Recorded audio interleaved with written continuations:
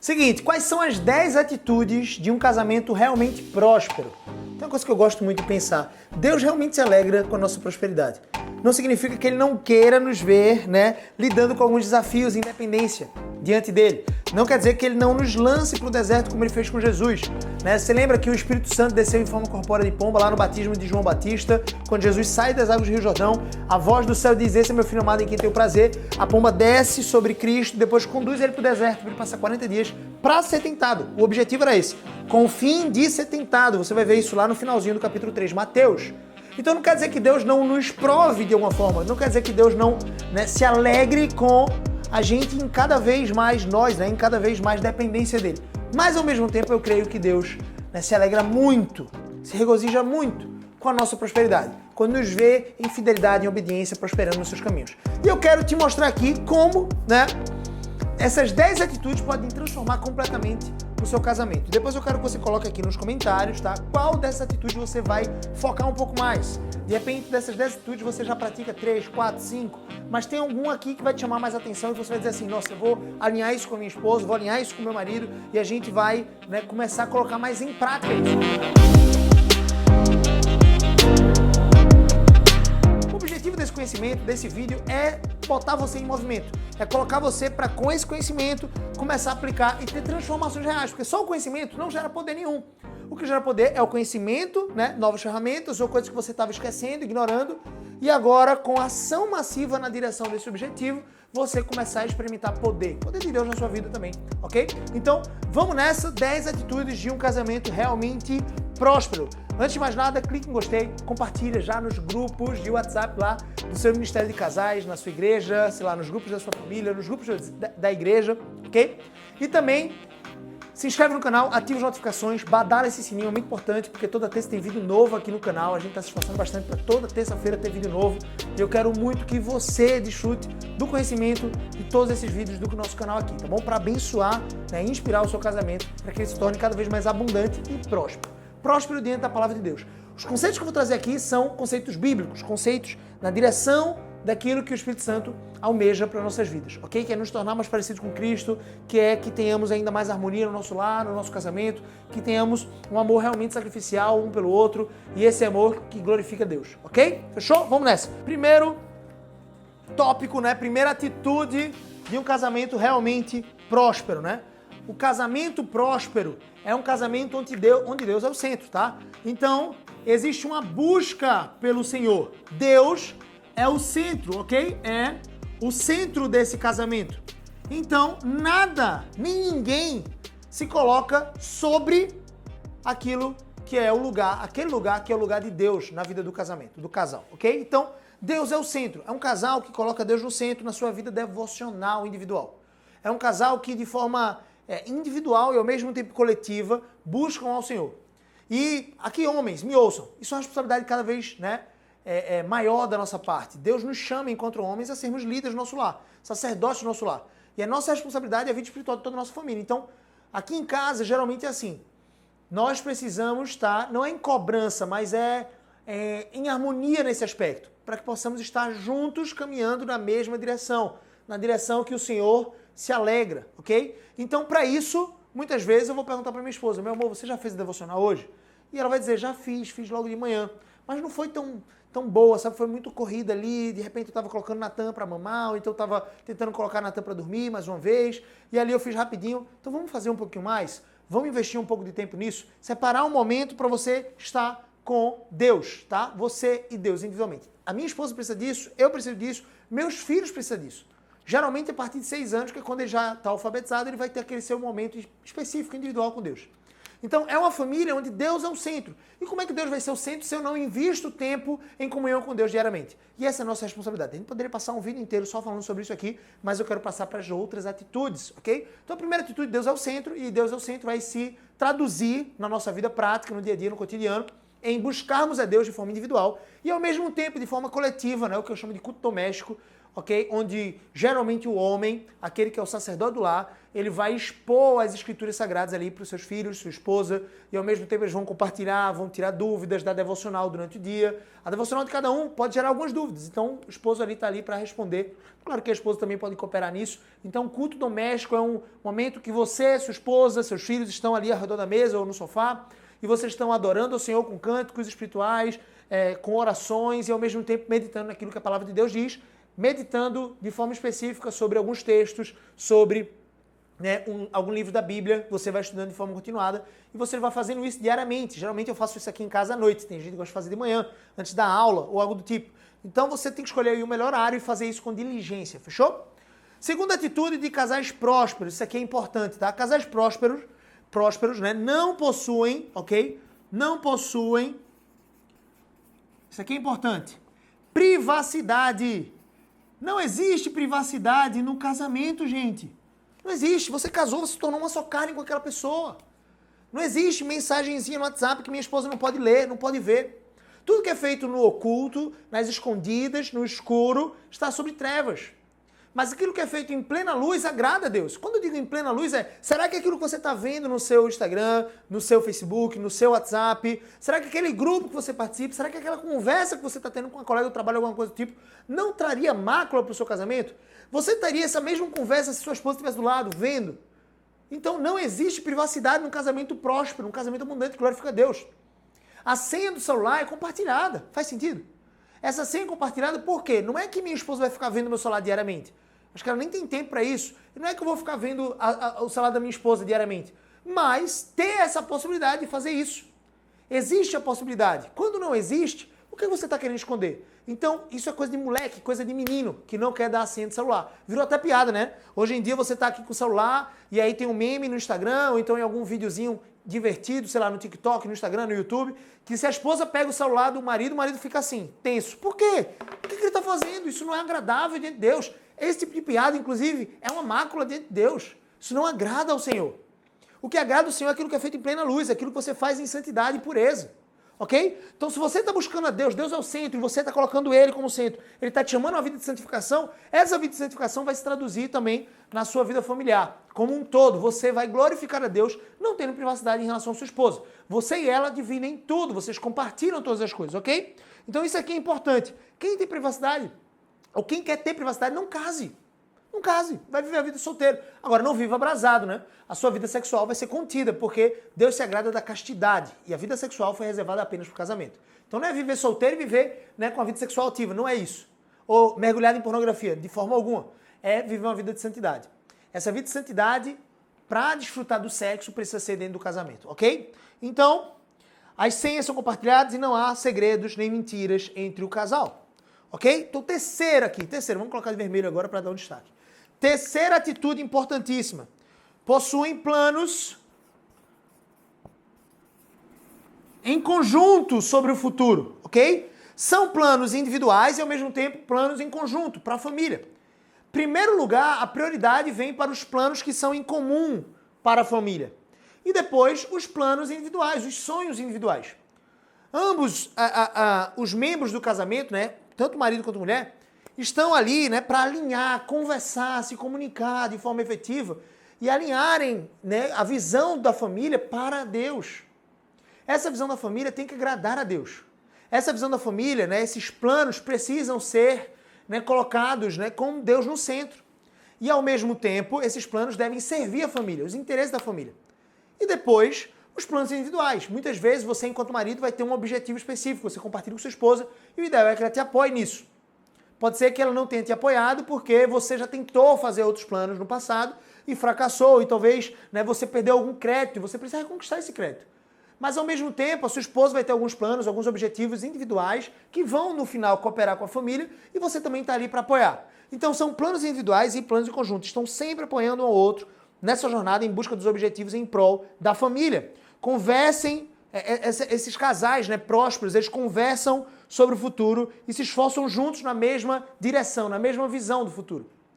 Esses planos aqui podem envolver casa de praia, viagens, podem envolver cursos de extensão, a faculdade do seu filho, podem envolver coisas diversas, variadas. Vocês precisam sentar juntos e planejar isso. É como se fosse um planejamento estratégico, ao invés de ser da empresa, mas da família, ok? Quarta atitude, né? Casais prósperos, verdadeiramente prósperos, exercem o perdão. Então, casais prósperos, eles entendem que diante de Deus são, individualmente, os principais pecadores. O apóstolo Paulo diz, eu, o menor de todos, o principal de todos os pecadores. Se o próprio apóstolo Paulo foi um homem grandemente usado por Deus, né, para escrever tantas e tantas cartas, tantos e tantos livros no Novo Testamento, quanto mais eu e você devemos nos enxergar com essa perspectiva. A minha perspectiva é de que eu sou o principal dos pecadores. Obviamente eu casei com uma pecadora, mas eu sou o principal deles. A perspectiva para minha esposa tem que ser, eu sou a principal das pecadoras. E eu casei com um pecador, que é Gabriel. Entende? Essa perspectiva aqui traz pra gente humildade diante de Deus. Sabedores de que Deus nos perdoa infinitamente mais do que aquilo que nós, muitas vezes, estamos dispostos a perdoar nosso cônjuge ou o nosso próximo. Que, obviamente, vai nos ofender com o seu pecado em algum momento ou outro. Esses conflitos, essas discussões, essas contendas, porfias, guerra de palavras, elas vão acontecer no casamento. São dois pecadores, mas o perdão deve existir. E de forma especial, não apenas o perdão, tá? Aqui vem uma quinta atitude importante. Essa quinta atitude é esses casais prósperos, eles buscam, tá muito associado com Deus ser o centro, buscam arrependimento. Arrependimento, ok? O arrependimento é importante. Porque não tem coisa mais terrível do que você estar casado com alguém que não se arrepende, que não pede perdão. Você tem que perdoar de alguma forma, porque Deus te chamou a isso, mas ao mesmo tempo fica muito mais fácil o trabalho do seu cônjuge quando você se arrepende, quando você se quebranta. A palavra de Deus diz que ele está próximo daqueles que têm um coração quebrantado, compungido, contrito. Você precisa buscar o arrependimento. Enquanto partes desse casamento, né, tanto o marido quanto a mulher, vão transgredir a lei do Senhor, vão pecar contra Deus, e nós precisamos nos arrepender diante dele, mas ao mesmo tempo vão ofender um ao outro de alguma forma. Isso vai acontecer. Mesmo que você tente evitar e busque a santificação, isso vai acontecer de alguma forma. E você precisa buscar Deus em arrependimento. Deus coloca arrependimento no meu coração, quebra o meu orgulho. Aqui é importante. Você não dá ouvidos, né? São casais que não dão ouvidos, ok? Não dão ouvidos ao orgulho. O orgulho nunca te deu nada. O orgulho nunca te deu nada. Nada de bom vem do orgulho. O orgulho diz, não vai não. Não vai buscar ela não. Da última vez foi você de novo. Você que teve atrás dela. Dessa vez você vai esperar. E o orgulho nunca te deu nada de bom. Ele é a inflamação da sua carne pecaminosa, arrotando arrogâncias. Um casal próspero, eles buscam arrependimento e ao mesmo tempo humildade. Eu sou o principal dos pecadores. O que é que eu estou fazendo? Eu preciso buscar minha esposa e pedir perdão a ela. E a minha esposa precisa também se quebrantar nisso. Teve um dia, né, que eu vou contar uma história pra vocês. Eu tava com esse mix de orgulho, tentando brigar com o meu coração, dizendo assim, da última vez você também foi. Geralmente, aqui em casa, quem busca primeiro, quando tem algum tipo de discussão, sou eu, né? Isso acontece. Minha esposa já falou isso em algumas palestras, interessante. E aí, o que estava acontecendo foi que o meu orgulho estava gritando, estava berrando no meu interior. E estava dizendo assim, não vá. E terminou que eu fui. E eu fui e eu me arrependi. E eu realmente acreditava que minha esposa tinha feito algo de errado e eu também tinha feito algo de errado, né? Em consequência disso. Mas quando eu fui pedir perdão, eu não fui pedindo perdão especificando o caso dela. Vim te pedir perdão, mas você também provocou. Não se pede perdão dessa forma. Eu vejo muitos casais errando nisso. Você pede perdão assumindo a sua culpa, a sua responsabilidade. Se Deus vai trabalhar no coração dela, inclusive esse é um motivo de oração, para que ela depois venha me pedir perdão, é outra coisa. Terminou que eu fiz isso. Eu fui lá, pedi perdão a ela. Né, a gente se abraçou, a gente chorou. Demorou mais algum tempo, talvez mais algumas horas, e ela veio e me pediu perdão por aquilo que ela tinha feito. Eu não precisei jogar na face dela aquilo que ela tinha feito de errado. Faz sentido isso? Então eu quero te chamar a essa atitude, buscar arrependimento. O casal próspero, ele perdoa, né? Ele perdoa, mas ao mesmo tempo, de forma pessoal, diante de Deus, ele busca o arrependimento, e ele declara esse arrependimento, ok? Isso tudo em oração, gente. É uma busca pela santificação. Sexta atitude importantíssima de casais prósperos. Eles conversam abertamente, ok, sobre dinheiro. Então isso aqui é importante. O dinheiro vai influir na sua vida, na vida da sua família. Não tem para onde ir. Você está respirando, você está consumindo dinheiro. Você não mora no meio do mato, provavelmente. Se você tem internet, você está consumindo o pacote de internet. Você vai pagar no final do mês uma parcela, você vai pagar talvez a parcela da escola do seu filho, ou a parcela do carro, a parcela do apartamento, ou a gasolina, ou você vai ajudar os seus pais, ou você vai ajudar os seus sogros. Dinheiro. Deus se importa com o dinheiro, com quanto você ganha, com a forma como você lida com o dinheiro. E a forma tem que ser uma forma responsável, uma forma que o dinheiro sirva a família, nunca o contrário. A família não tem que servir os interesses do dinheiro tem que ser um escravo, e não o contrário. Você deve servir, basicamente sua família, e o dinheiro é esse escravo que serve a sua família. Faz sentido? E vocês devem conversar abertamente sobre dinheiro. Não dividam as contas. Nesse sentido aqui, casais próprios não dividem contas. O dinheiro é da família.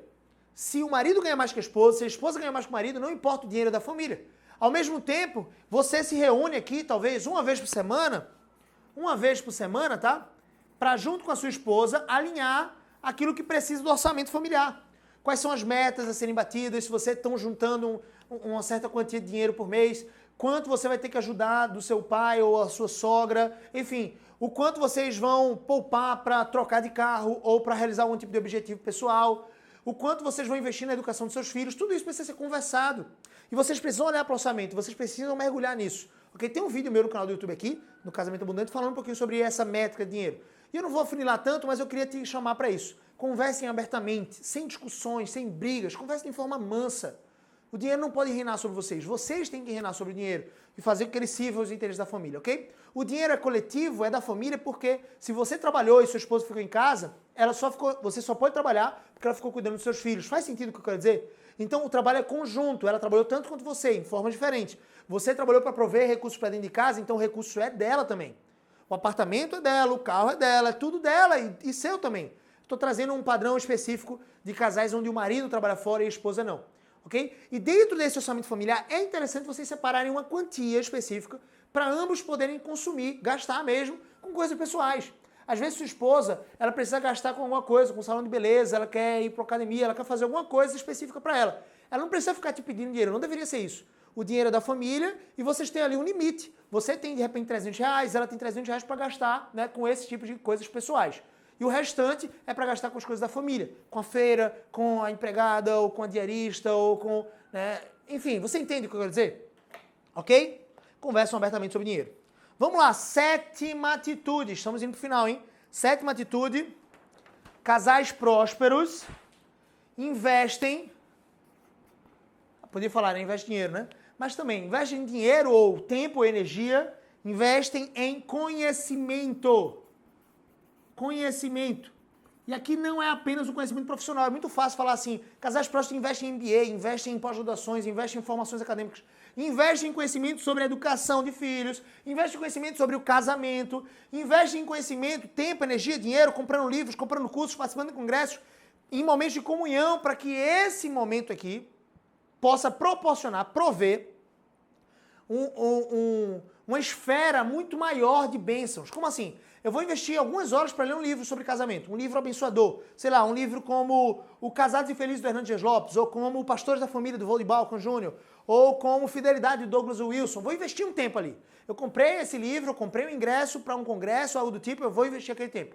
E esse tempo, com esse conhecimento, vai me proporcionar horas, meses, né, dias, meses, anos de felicidade conjugal, porque agora eu estou com esse conhecimento apropriado e eu aplico esse conhecimento na minha vida. Investir tempo, né, em conhecimento como aulas como essa, vídeos do YouTube como esse, ok? Então, são casais que investem em conhecimento sobre casamento e família. Livros, congressos, cursos, palestras, encontro de casais, discipulado, acampamentos, jantares, viagens e ainda conseguem poupar e investir parte dos seus recursos para o futuro. 8ª atitude. Casais prósperos fazem sexo com regularidade. Sexo é uma bênção.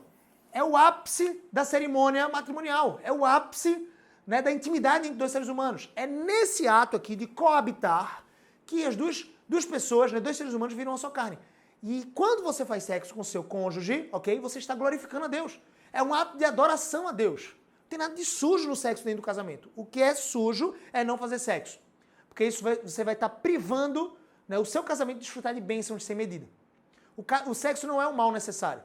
Vocês dois precisam conversar sobre sexo de forma aberta. Você, enquanto mulher, tem que ensinar o seu esposo a te dar prazer. E você, enquanto homem, você tem que ensinar a sua esposa a te dar prazer. Mas não é um prazer egoísta, é um prazer que glorifica a Deus. O interesse maior no sexo não é o seu interesse. Você no sexo deve buscar o interesse do outro em primeiro lugar. A satisfação do outro é mais importante do que a minha própria satisfação. Mas ao mesmo tempo eu sei que no longo prazo a minha satisfação também é importante. Então eu vou conversar, a gente vai alinhar e vamos fazer aquilo que glorifica a Deus. Ok? Leiam cantares juntos, invistam tempo juntos, né? Namorem, conversem, beijem na boca, mete a língua na boca dessa mulher, pelo amor de Deus, como diz lá em Cantares. Né? Se sacie com os seios dela, você, né? Se deleite com os músculos do seu amado. Ah, Gabriel, não tem músculo, não, só tem bucho. Mas se deleite lá, aquele buchinho gostoso, maravilhoso, que você se abraça, peludinho. É assim, o casamento é maravilhoso, ok? Você fica junto ali, se agarra com o buchinho, fica juntinho, ok? Fica ali cheirinho no pescoço. Tem vídeos sobre sexo no canal do YouTube aqui também, ok? Casais casados e prósperos entendem que o sexo no lugar certo glorifica a Deus. E estão interessados em obedecer a Deus e se deleitar sexualmente com o cônjuge. O sexo é uma obrigação deleitosa, maravilhosa. Pense se toda obrigação fosse assim, Deus nos ordenou fazer sexo com o nosso cônjuge. Ordenou, é uma ordem, está lá em 1 Coríntios 7, você pode ler. Paulo ali, inspirado pelo Espírito Santo, não ignora o elefante na sala. Ele diz, o seu corpo, meu filho, quando você casou, é do seu marido. O seu corpo, marido, quando você casou, é da sua esposa. Vocês não devem se negar um ao outro. Façam sexo, é quase isso que ele está dizendo. Na verdade é isso que ele está dizendo. Ele diz assim, se você tiver que evitar o sexo, por pouco tempo, por comum consentimento, ou seja, não basta eu dizer assim, minha esposa, amor, a gente vai passar uma semana sem sexo, eu vou jejuar e orar. Tem que ser de comum acordo, ela tem que concordar com isso. Se ela não concordar, desfeito, não vou jejuar e orar, porque não tem nada a ver jejuar e orar com sexo, entende? Eu posso jejuar e orar e fazer sexo também com minha esposa. Entende o que eu quero dizer?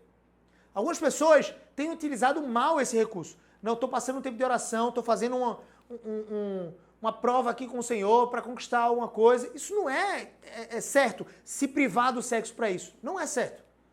Paulo diz assim, se for por comum acordo, por breve tempo, para que Satanás não alcance lugar no meio de vocês. Tá? Isso aqui é uma área sensível, é importante. O casal próspero busca intimidade, o amor, a amizade e a paixão um do outro, ok? Vamos lá. Nono e penúltimo. Entendem os papéis distintos. Está muito associado com o sétimo, tá? Entender vem do conhecimento. Os papéis distintos, ok? No casamento, papéis distintos. Homens têm um papel, mulheres têm outro papel, ok? Então, papéis distintos no casamento, né? Entendem que Deus chamou o homem para um certo tipo de coisa, a mulher para um certo tipo de coisa, e essas duas coisas, né, cooperando conjuntamente glorificam a Deus. Casais prósperos e abundantes vivem de acordo com a vontade de Deus. Buscam conhecer o que a palavra de Deus diz a respeito do papel do homem e da mulher no casamento. Sabem que o relacionamento pressupõe servir e, portanto, estão dispostos a se doar um ao outro, ok? Finalmente, a 10ª atitude, para a gente finalizar, ok? 10ª atitude. Isso aqui cabe um vídeo só sobre essa 10ª atitude. Desejam ter filhos. Sim, casais prósperos que glorificam a Deus e entendem, né, que Deus os chamou para prosperar na terra. Entendem que filhos é a herança do Senhor. São a herança do Senhor. Então os filhos são a herança do Senhor. Qual é o filho que não quer receber a herança? A herança é uma dádiva, é uma coisa linda, é uma coisa boa. Ok? Então, são herança do Senhor. Casais prósperos entendem que os filhos são herança do Senhor e que ter muitos filhos é um privilégio. Entendem que a principal missão é de formar filhos cristãos e bíblicos que amem a Deus acima de todas as coisas e que sejam imitadores de Jesus. Isso aí vai requerer trabalho, vai requerer esforço, mas Deus vai te ensinar muito com seus filhos, com certeza. A adoção se torna uma realidade para casais prósperos por entenderem que Deus nos adotou como seus filhos. Está lá em Efésios capítulo 1. Ele nos adotou. Nós somos filhos adotivos de Deus. Todo mundo diz assim, eu também sou filho de Deus. Isso não existe, gente. Quem é filho de Deus é quem busca Jesus, quem serve a Jesus, quem aceitou Jesus no coração, quem recebeu Jesus para habitar no seu coração. Esses são os filhos de Deus. Evangelho de João, capítulo 1, versículo 12. A todos quantos receberam Jesus, Deus deu a eles, a esses que receberam Jesus, o poder de serem feitos filhos de Deus. A saber, aqueles que creram no seu nome. Que não nasceram da vontade da carne ou do sangue, mas nasceram da água e do Espírito. Eles nasceram em Deus, para Deus, receberam a Cristo e eles recebem o poder de serem feitos filhos de Deus. Filhos de Deus são aqueles que creem em Jesus. Então nós, enquanto filhos de Deus, só nos tornamos filhos de Deus, segundo está escrito em Efésios capítulo 1, por meio da adoção em Cristo. Nosso Jesus, nosso Senhor, que em algumas ilustrações bíblicas é o nosso noivo, ao mesmo tempo é o nosso irmão mais velho, porque ele é filho unigênito de Deus. E por ser o nosso irmão mais velho, ele nos adotou. O Pai nos adotou em Cristo. Para sermos seus filhos também. Co-herdeiros com ele das promessas. Então nós entendemos que Deus nos adotou. Então a adoção vira uma realidade para casais prósperos. A adoção é uma dádiva, é uma bênção. Porque a tarefa, a missão de formar filhos não é só do ventre. A missão de formar filhos, porque Deus nos formou como suas criaturas e a partir da pregação do evangelho, a partir do novo nascimento, nós nos tornamos seus filhos. Importa-vos nascer de novos. Então, se eu já tenho algumas crianças que nasceram não da barriga da minha esposa e que eu posso adotar aquela criança específica ou duas crianças específicas, sei lá, quantas crianças você vai adotar, eu entendo que eu preciso formar o caráter, como eu preciso formar dos meus filhos naturais, o caráter de Cristo no coração dessas crianças. Então, o que importa é que essas crianças sejam filhas de Deus, tenham o caráter de Cristo, sejam imitadores de Jesus. Esses casais próximos também entendem que não apenas são adotados em Cristo para com Deus, portanto são filhos de Deus, mas também reconhecem que adotar é uma bênção, que não diz respeito à satisfação pessoal, uma realização pessoal do casal, mas sim a missão de formar o caráter de Cristo no coração dos filhos. Eu não estou dizendo que você vai adotar milhares de crianças, mas você pode adotar uma, duas crianças, três crianças. Você sabia que o número de crianças disponíveis no cadastro de adoção nacional é menor do que o número de igrejas evangélicas? Você sabe que tem muitos casais, né, que possuem uma opção sexual, digamos, diferente daquilo que a Bíblia expressa como a vontade de Deus, que querem adotar. E, infelizmente, elas ocupam grande parte, né, nas filas de adoção. Infelizmente, isso acontece. E por que isso acontece? Sinceramente, porque poucos casais cristãos. Se um casal cristão, por igreja evangélica, decidisse adotar uma criança no Brasil, não teriam crianças disponíveis numa fila de adoção. Você entende isso? Então, veja, a missão é de formar filhos que tenham o caráter de Cristo, o coração de Jesus. Dá-me um coração igual ao teu, oh mestre. Nem sei se a música é assim, mas enfim. Dá-me um coração igual ao teu. Você já deve ter ouvido essa música. Você entende?